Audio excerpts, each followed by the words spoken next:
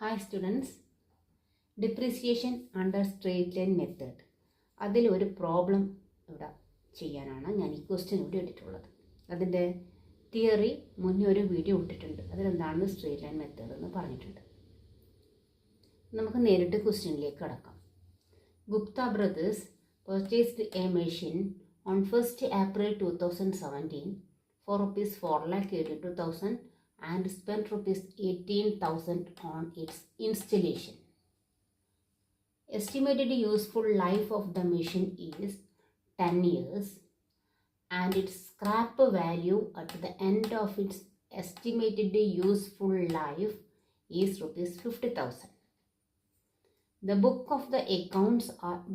of account are closed on 31st March every year.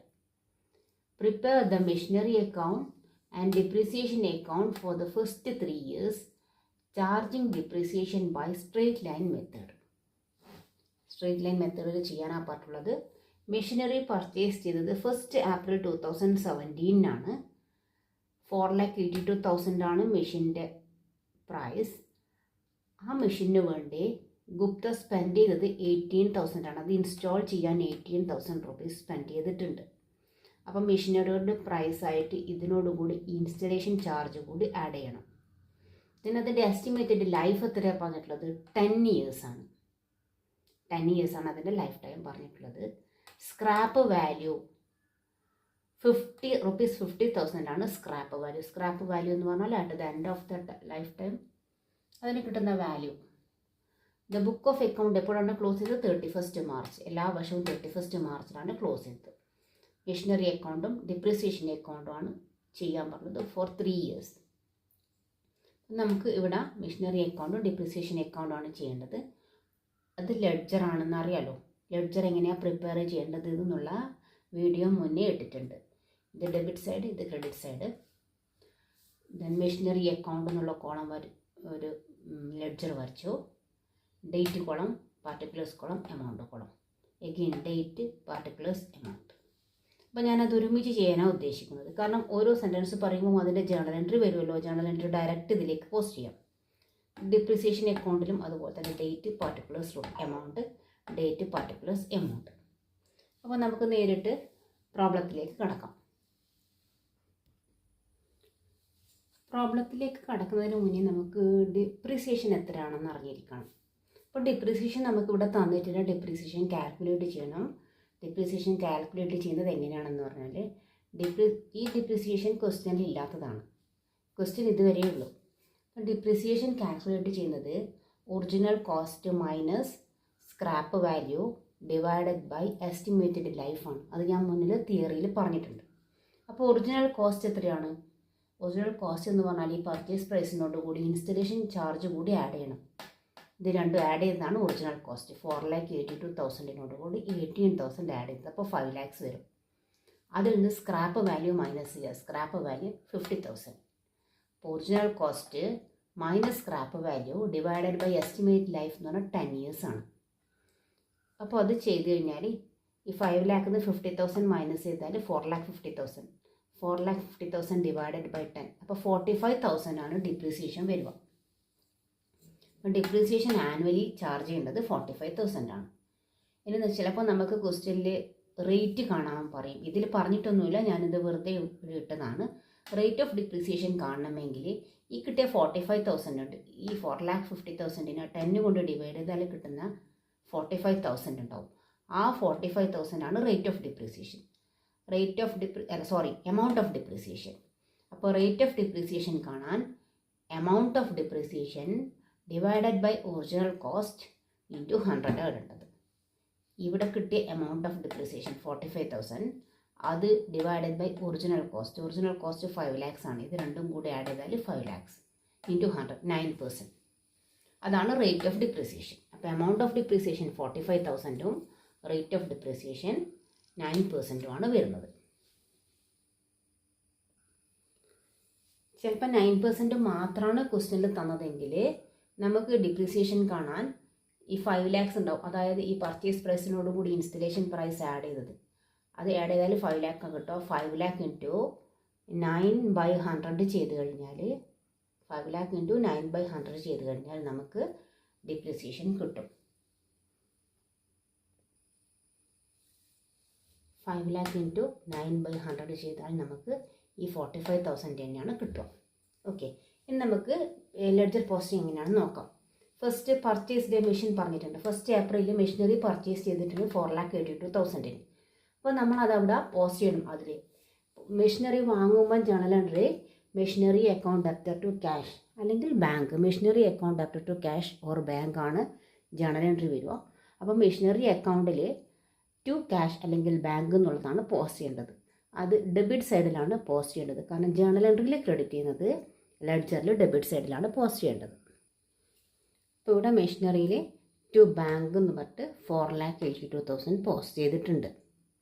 അത് ഡിപ്രീസിയേഷനിൽ charge ചെയ്യേണ്ട post ചെയ്യേണ്ട ആവശ്യമില്ല. കാരണം മെഷീനറിയും ബാങ്കും മാത്രമേ ഇവിടെ വരുന്നുള്ളൂ. മെഷീനറി വാങ്ങിയ ജേണൽ എൻട്രി ഇവിടെ ഇട്ട് കൊടുത്തു. നെക്സ്റ്റ് ഡേറ്റ് ഇടാൻ മറന്നു പോകരുത്. Next spend 18,000 on its installation ചാർജായിട്ട് 18,000 വരുന്നുണ്ട്. അതും ഈ മെഷീനറിക്ക് വേണ്ടിയിട്ടുള്ളതാണ്. ഇവിടെ ജേണൽ എൻട്രി വരിക machinery account debtor to bank തന്നെയാണ് വരേണ്ടത്. അത് ഇൻസ്റ്റലേഷൻ ചാർജ് എന്ന് ബ്രാക്കറ്റിൽ ഇട്ട് കൊടുത്താൽ മതി. ഇപ്പോൾ ഈ ഫസ്റ്റ് ഇയറിൽ, അതായത് 2017 പർച്ചേസ് മാത്രമേ പറഞ്ഞിട്ടുള്ളൂ. വേറെ ഒന്നും ഇതിനെക്കുറിച്ച് ഇതിൽ പറഞ്ഞിട്ടില്ല. അപ്പോൾ നമ്മൾ ഇയർ എൻഡിൽ ഇതിൻ്റെ ഡിപ്രിസിയേഷൻ ചാർജ് ചെയ്യണം. ഇത് 1 ഏപ്രിലാണ് പർച്ചേസ് ചെയ്തത്. 31 മാർച്ചാണ് ക്ലോസിംഗ് ഡേറ്റ്. 31 മാർച്ചിന് നമ്മൾ ഈ എമൗണ്ടിന് 4,82,000 18,000 ആഡ് ചെയ്താൽ 5 lakhs. 5 lakhസിൻ്റെ മേലെ 1 ഇയറിന് ഡിപ്രിസിയേഷൻ ചാർജ് ചെയ്യണം. ഒന്നുകിൽ 9% വെച്ചിട്ട് ഇതുപോലെ ചെയ്യണം, അല്ലെങ്കിൽ ഈ 45,000 കിട്ടിയത് ഡയറക്റ്റായിട്ട് അവിടെ ഇട്ട് കൊടുത്താലും മതി. സ്ട്രെയിറ്റ് ലൈൻ മെത്തേഡ് ആകുമ്പോൾ എല്ലാ വർഷവും ഒരേ എമൗണ്ട് ഓഫ് ഡിപ്രിസിയേഷനാണ് വരും. അപ്പോൾ നമ്മൾ ഡിപ്രിസിയേഷൻ ചാർജ് ചെയ്യുമ്പോൾ ജേണൽ എൻട്രി എന്താ വരുന്നത്? Depreciation account debtor to machinery. നമ്മളിത് ഡിപ്രിസിയേഷൻ ഡയറക്റ്റായിട്ട് അസറ്റിൽ ചാർജ് ചെയ്യുന്നതാണ്, അല്ലാതെ പ്രൊവിഷൻ ക്രിയേറ്റ് ചെയ്യുന്ന പ്രോബ്ലം അല്ല. അങ്ങനെയാകുമ്പോൾ depreciation account debtor to machinery എന്നാണ് ജേണൽ എൻട്രി വരിക. മെഷീനറി അക്കൗണ്ടിൽ ഡിപ്രിസിയേഷനാണ് പോസ്റ്റ് ചെയ്യേണ്ടത്. ജേണൽ എൻട്രിയിൽ ഡിപ്രിസിയേഷൻ ഡെബിറ്റ് ആയതുകൊണ്ട് ലെഡ്ജറിൽ ക്രെഡിറ്റ് സൈഡിലാണ് ഡിപ്രിസിയേഷൻ എഴുതേണ്ടത്. ഇവിടെ journal entry depreciation account debtor to machinery ആയതുകൊണ്ട് ഡിപ്രിസിയേഷൻ ആണ്. അപ്പോൾ ഈ ഡിപ്രിസിയേഷൻ അക്കൗണ്ടിലും ആ ജേണൽ എൻട്രി പോസ്റ്റ് ചെയ്യേണ്ടതായിട്ട് വരും. ഡിപ്രിസിയേഷൻ അക്കൗണ്ടിൽ പോസ്റ്റ് ചെയ്യേണ്ടത് മെഷീനറി എന്നുള്ള പേരാണ്. അപ്പോൾ മെഷീനറി ജേണൽ എൻട്രിയിൽ ക്രെഡിറ്റാണ് ചെയ്തിട്ടുള്ളത്, അതുകൊണ്ട് ഡിപ്രിസിയേഷൻ അക്കൗണ്ടിൽ ഡെബിറ്റ് ചെയ്യണം. Depreciation account debtor to machinery. അപ്പം ജേണൽ എൻട്രിയിൽ ക്രെഡിറ്റ് ചെയ്തതുകൊണ്ട് ലെഡ്ജറിൽ ഡെബിറ്റ് ചെയ്യുക. ഇനി ആ ഇയറിൽ ഇവിടെ ഒന്നും പോസ്റ്റ് ചെയ്യാനില്ല. അപ്പം നമ്മളിതിന് ടോട്ടൽ ചെയ്യണം. ഈ അക്കൗണ്ട് ടോട്ടൽ ചെയ്യണം, ഈ അക്കൗണ്ടും ടോട്ടൽ ചെയ്യണം. ഇത് ടോട്ടൽ ചെയ്തിട്ട് ബാലൻസ് ക്യാരി ഡൗൺ എന്നിട്ടാണ് കാണിക്കേണ്ടത്. ഇത് പ്രോഫിറ്റ് ആൻഡ് ലോസ് അക്കൗണ്ടിലാണ് ഇതിൻ്റെ ബാലൻസ് പോകേണ്ടത്. ഓക്കെ, ഇവിടെ ആഡ് ചെയ്താൽ 5 ലക്ഷം കിട്ടും. ഇവിടെ ആഡ് ചെയ്താൽ വെറും 45,000 മാത്രമേ ഉള്ളൂ. പക്ഷെ നമുക്ക് ഏത് സൈഡാണോ കൂടുതൽ, ആ കൂടുതലുള്ള അതേ എമൗണ്ട് തന്നെ ഇപ്പുറത്തെ സൈഡിൽ ഇട്ട് കൊടുക്കണം. അപ്പോൾ ഇവിടെ 5 lakhs ആയതുകൊണ്ട് ഇവിടെയും 5 lakhs തന്നെ ഇട്ട് കൊടുത്തു. ഡിഫറൻസ് എത്ര വരിക? ഈ 45,000 ഈ 5 lakhs ഈ 45,000 മൈനസ് ചെയ്താൽ എത്രയാണോ ഡിഫറൻസ് കിട്ടുന്നത് അത് ഇവിടെ ഇടണം. അത് ഇവിടെ ഇട്ടിട്ട് ബാലൻസ് ക്യാരി ഡൗൺ എന്നിട്ട് കാണിക്കുക വേണ്ടത്. ഇവിടെ ഇത് 4,55,000 ആണ്. 5 lakh 45,000 ഡിവൈഡ് ചെയ്താൽ കിട്ടുന്നത് 4,55,000. അതിൻ്റെ നേർക്ക് ബാലൻസ് ക്യാരി ഡൗൺ ഇട്ട് കൊടുത്തു. 31 മാർച്ച് 2018. ഇവിടെ 2017 തുടങ്ങിയത്. നെക്സ്റ്റ് ഇയർ 31 മാർച്ചിലാണ് അക്കൗണ്ട് ക്ലോസ് ചെയ്യുന്നത്. അപ്പോൾ 2018 ആയി. Balance carry down 4,50,000. ഈ ബാലൻസ് നെക്സ്റ്റ് ഇയറിലേക്ക് ബ്രോഡ് ഡൗൺ ചെയ്യണം. 1 ഏപ്രിൽ 2018 ഇവിടെ 31 മാർച്ച്, ഇവിടെ 1 April 2018 to balance brought down എന്നിട്ട് 4,45,000. ഈ 4,45,000 ഇട്ട് കൊടുക്കണം. ഇനി ഈ അക്കൗണ്ട് ക്ലോസ് ചെയ്യുമ്പം മെഷീനറി അക്കൗണ്ട് എന്നിട്ട് ഡെബിറ്റ് സൈഡിൽ 45,000 മാത്രമേ ഉള്ളൂ. അത് പ്രോഫിറ്റ് ആൻഡ് ലോസ് അക്കൗണ്ടിലേക്ക് ക്ലോസ് ചെയ്യുകയും ചെയ്തത് 45,000 ഇട്ട് കൊടുത്തിട്ട്. അപ്പോൾ ഫസ്റ്റ് ഇയർ ക്ലോസ് ആയി, ഇവിടെയും ഫസ്റ്റ് ഇയർ ക്ലോസ് ആയി. ഇനി സെക്കൻഡ് ഇയർ ആണ് ചെയ്യാൻ പോകുന്നത്. സെക്കൻഡ് ഇയറിൽ ഇനി ക്രെഡിറ്റ് സൈഡിൽ ഇവിടെ ഒന്നും ക്വസ്റ്റ്യനിൽ പിന്നെ പറഞ്ഞിട്ടില്ല. 3 വർഷത്തെ അക്കൗണ്ട് ചെയ്യണമെന്ന് മാത്രമേ പറഞ്ഞുള്ളൂ. ഫസ്റ്റ് ഇയറിൻ്റെ അക്കൗണ്ട് ചെയ്തു, ഇനി സെക്കൻഡ് ഇയറിൻ്റെ ചെയ്യണം. സെക്കൻഡ് ഇയറിൽ ഇവിടെ ഒന്നും എക്സ്ട്രാ പറയാത്തത് കൊണ്ട് പുതിയ മെഷീനൊന്നും വാങ്ങിയിട്ടില്ല. അതുകൊണ്ട് നമ്മൾ ഈ ബാലൻസിൻ്റെ മേലെ നെക്സ്റ്റ് ഇയറിൽ ഡിപ്രീസിയേഷൻ ചാർജ് ചെയ്യാൻ വേണ്ടത്. ഇപ്പോൾ സ്ട്രെയിറ്റ് ലൈൻ മെത്തേഡ് ആയതുകൊണ്ട് എല്ലാ വർഷവും ഒരേ ഡിപ്രിസിയേഷനാണ് വരിക. എത്രയാണ്? 45,000. ഒന്നുകിൽ ഈ 45,000 ഇവിടെ ഇട്ട് കൊടുക്കുക, അല്ലെങ്കിൽ ഒറിജിനൽ കോസ്റ്റിൻ്റെ മേലെ 9% കണ്ടിട്ട് ഇവിടെ ഇട്ട് കൊടുക്കുക. അല്ലാതെ ഈ സ്ട്രേറ്റ് ലൈൻ മെത്തേഡിൽ ഈ ബാലൻസ് യൂസ് ചെയ്യാൻ പാടില്ല. ഒറിജിനൽ കോസ്റ്റ് മാത്രമേ യൂസ് ചെയ്യാൻ പാടുള്ളൂ. ഇവിടെ 31 മാർച്ച് 2019, ഇവിടെ 18 ആണ്, ഇവിടെ 19 ബൈ ഡിപ്രിസിയേഷൻ എന്ന് പറഞ്ഞിട്ട് 45,000 ഇട്ട് കൊടുത്തു. ആദ്യം കണ്ട എമൗണ്ട് ഓഫ് ഡിപ്രിസിയേഷൻ 45,000 ഇട്ട് കൊടുത്തു. ആ ഡിപ്രിസിയേഷൻ തന്നെ ഈ ഡിപ്രിസിയേഷൻ അക്കൗണ്ടിലേക്ക് പോസ്റ്റ് ചെയ്യണം. 1 ഏപ്രിൽ 2019 ടു മെഷീനറി എന്ന് പറഞ്ഞിട്ട് 45,000 ഇട്ട് കൊടുത്തു. ഇനി ഇവിടെ ഈ സെക്കൻഡ് ഇയറിൽ ഒന്നും ചെയ്യാനില്ല, എഡിഷൻ മെഷീനറി ഒന്നുമില്ല. അതുകൊണ്ട് സെക്കൻഡ് ഇയർ ക്ലോസ് ചെയ്യാം. മെഷീനറി അക്കൗണ്ട് ക്ലോസ് ചെയ്യണം, ഡിപ്രിസിയേഷൻ അക്കൗണ്ട് ക്ലോസ് ചെയ്യണം. മെഷീനറി അക്കൗണ്ട് ക്ലോസ് ചെയ്യുമ്പോൾ ബാലൻസ് ക്യാരി ഓൺ ഇട്ട് കൊടുക്കുക. ഡിപ്രിസിയേഷൻ അക്കൗണ്ട് ക്ലോസ് ചെയ്യുമ്പോൾ പ്രോഫിറ്റ് ആൻഡ് ലോസ് അക്കൗണ്ടിലേക്കാണ് പോകേണ്ടത്. ഈ വർഷം ക്ലോസ് ചെയ്യുമ്പം 4,55,000 ആണ് ഇവിടെ ഉള്ളത്. ആ 4,55,000 തന്നെ ഇവിടെ ഇട്ട് കൊടുത്തു. മേലെ 45,000 മാത്രമേ ഉള്ളൂ. അപ്പം ഡിഫറൻസ് 4,10,000 ആണ്. ഈ 4,55,000 ഈ 45,000 മൈനസ് ചെയ്താൽ കിട്ടുന്ന ബാലൻസാണ് ഇവിടെ ഇട്ടിട്ടുള്ളത്. ഇത് ബാലൻസ് ക്യാരി ഓൺ എന്നിട്ട് ഇട്ട് കൊടുക്കുക. ഈ ബാലൻസ് നെക്സ്റ്റ് ഇയറിൽ ബാലൻസ് ബ്രോഡ് ഡൗൺ ആയിട്ട് കാണിക്കണം. ഈ ബാലൻസ് എന്ന് പറഞ്ഞാൽ ഉദ്ദേശിക്കുന്നത് മെഷീനറിയുടെ ഇപ്പോഴത്തെ വിലയാണ്. അതായത് 2017 5 lakhs ഉണ്ടായ മെഷീനറിക്ക് 2020 ആകുമ്പോഴത്തേക്കും 4,10,000 മാത്രമേ വാല്യൂ ഉള്ളൂ. ഇനി ഡിപ്രിസിയേഷൻ അക്കൗണ്ട് 45,000 ആണ്. അതായത് 31 മാർച്ച് 2019 മെഷീനറിയുടെ ഡിപ്രിസിയേഷൻ 45,000 ആണ്. അത് നേരിട്ട് പ്രോഫിറ്റ് ആൻഡ് ലോസ് അക്കൗണ്ടിലേക്ക് ട്രാൻസ്ഫർ ചെയ്തു, ക്ലോസ് ചെയ്തു. ഇനി മൂന്നാമത്തെ വർഷത്തിനാണ് ചെയ്യേണ്ടത്. മൂന്നാമത്തെ വർഷം ചെയ്യാനാണ് ഈ ബാലൻസ് ഇവിടെ ഇട്ടിട്ടുള്ളത്. ഇനി ഇവിടെ വേറെ ഒന്നും അഡീഷൻ ഇല്ലാത്തത് കൊണ്ട് ഈ വർഷവും ഡിപ്രിസിയേഷൻ ഇവിടെ ചാർജ് ചെയ്യാൻ വേണ്ടത്. ഡിപ്രിസിയേഷൻ എല്ലാ വർഷവും സെയിം ആയതുകൊണ്ട് ഈ വർഷവും ഡിപ്രിസിയേഷൻ 45,000 തന്നെ മേലെയിട്ട ഡിപ്രിസിയേഷൻ, ഇവിടെ കണ്ട ഡിപ്രിസിയേഷനാണ് ഇവിടെ ഇട്ടിട്ടുള്ളത്. ഡിപ്രിസിയേഷൻ അക്കൗണ്ട് അപ്റ്റർ ടു മെഷീനറിയാണ് ജേണൽ എൻട്രി വരിക ഡിപ്രിസിയേഷൻ ചാർജ് ചെയ്യുമ്പോൾ. അതുകൊണ്ട് ഡിപ്രിസിയേഷൻ ഇവിടെ ഇട്ടു. ഡിപ്രിസിയേഷൻ അക്കൗണ്ടിൽ ടു മെഷീനറി എന്ന് പറഞ്ഞിട്ട് 45,000 ഇട്ടു. സെയിം എമൗണ്ട് ഇവിടെ ഇട്ടു. ഇനി നമ്മൾ ക്ലോസ് ചെയ്യുക വേണ്ടത്. ഇവിടെ 4,10,000 ആണ് ബാലൻസ്. ഇവിടെ 45,000. 4,10,000 45,000 മൈനസ് ചെയ്താൽ 3,65,000. അത് ബാലൻസ് ക്യാരി ഓൺ എന്നിട്ട് ഇട്ട് കൊടുത്തു.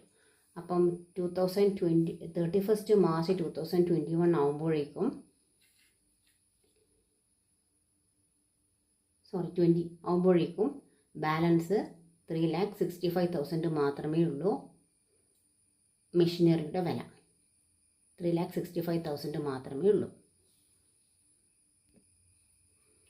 ഇനി ഈ ഡിപ്രിസിയേഷൻ മെഷീനറി അക്കൗണ്ടിൽ 31 മാർച്ച് 2020 ആകുമ്പോഴത്തേക്ക് 45,000 ഡിപ്രിസിയേഷൻ, അത് പ്രോഫിറ്റ് ആൻഡ് ലോസ് അക്കൗണ്ടിലേക്ക് ക്ലോസ് ചെയ്ത് 45,000 ആയിട്ട്.